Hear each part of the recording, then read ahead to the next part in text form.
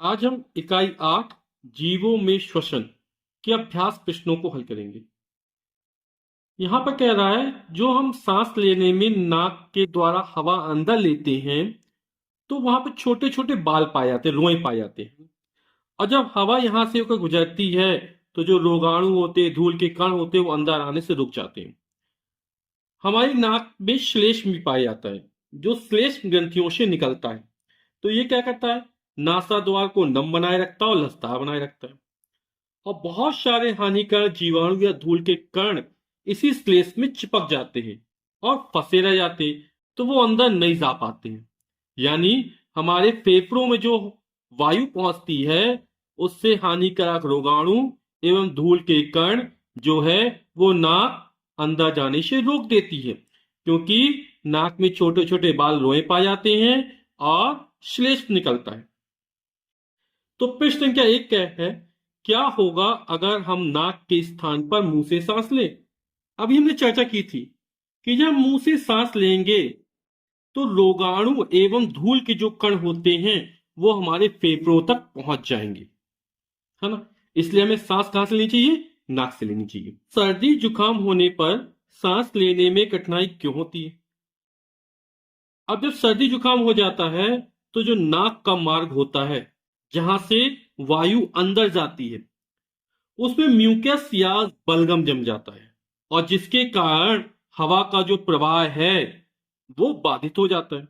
इसलिए हमें सांस लेने में कठिनाई होती है। तो नाक के मार्ग में म्यूकस बलगम जम जाने के कारण हवा का प्रवाह बाधित हो जाता है। अब यहां पर बोल रहा है कि अंतःश्वसन यानी सांस लेना, यानी वायु जब अंदर जाती है।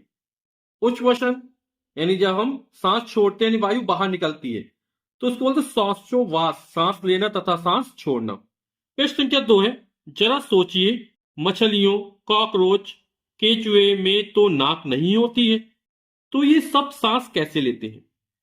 तो सभी जीवों में सांस लेने की व्यवस्थाएं अलग अलग होती है, सबके लिए विशेष अंग होते हैं। जैसे मछली जो होती है वो गिल्स या गलफड़े के द्वारा सांस लेती है। कॉकरोच जो होता है वो ट्रैकिया के द्वारा सांस लेता है। केंचुए त्वचा के द्वारा सांस लेते हैं।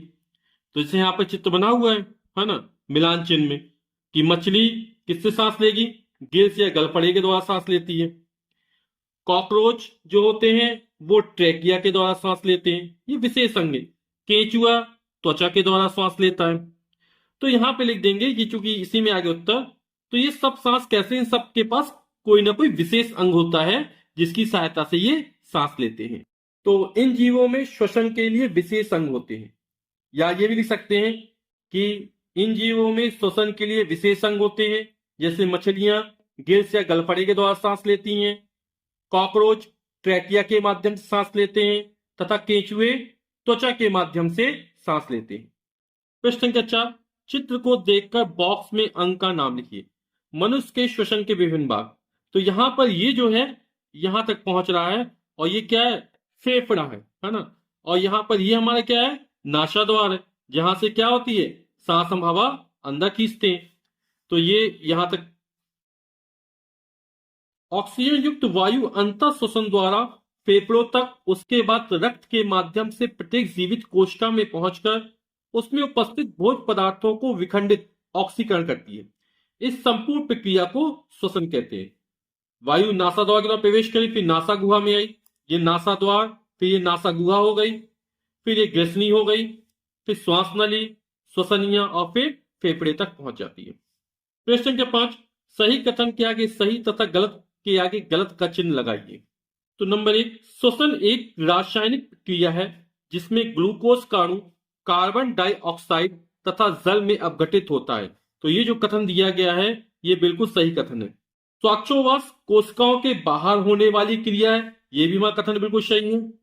श्वासोच्छ्वास में ऊर्जा खर्च नहीं होती, ये गलत है ना। इसमें क्या ऊर्जा खर्च होती है, क्या हमारा कथन गलत हो गया।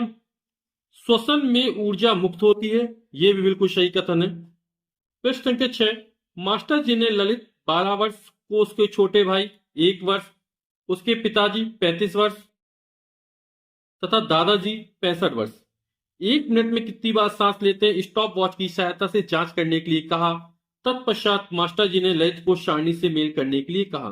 तो यहाँ पर नवजात शिशु जो 1 वर्ष का है, स्कूल का छात्र ललित 12 वर्ष का है, वयस्क उसके पिताजी 35 वर्ष के हैं, और जो वृद्ध उनके दादाजी 65 वर्ष के हैं।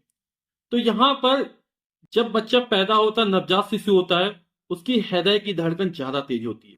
अब जो नवजात शिशु होता है, उनकी हृदय की धड़कन जल्दी चलती है ना। तो यहाँ पे सबसे ज्यादा कौन दिया, 30 से 60 बार दिया है ना। तो नवजात शिशु में जो जाएगा वो 30 से 60 बार जाएगा। जैसे जैसे उम्र बढ़ती जाती है, धड़कन धीमे धीमे कम होती चली जाती है। स्कूल का छात्र जो 12 वर्ष का है, तो वो 25 से 30 बार। वयस्क जो होगा वो 18 से 30 बार करें, और वृद्धों में सबसे कम होगी, और ये जाएगा 15 से 18 बार। उपरोक्त कथन के आधार पर बताइए क्या कारण है कि सभी सदस्य का श्वसन दर अलग अलग है। तो श्वसन दर जो होता है वो सभी सदस्यों की अलग अलग है। और क्यों अलग अलग है, क्योंकि फेफड़े में हवा भरने और निकलने की क्षमता क्या होती है, अलग अलग होती है। फेफड़ों का आकार भी अलग अलग होता है, इस कारण श्वसन दर भी क्या होगी, अलग अलग होगी। तो सभी सदस्यों के फेफड़ों में हवा भरने और निकलने की क्षमता तथा फेफड़ों का आकार अलग अलग होने के कारण श्वसन दर अलग अलग है।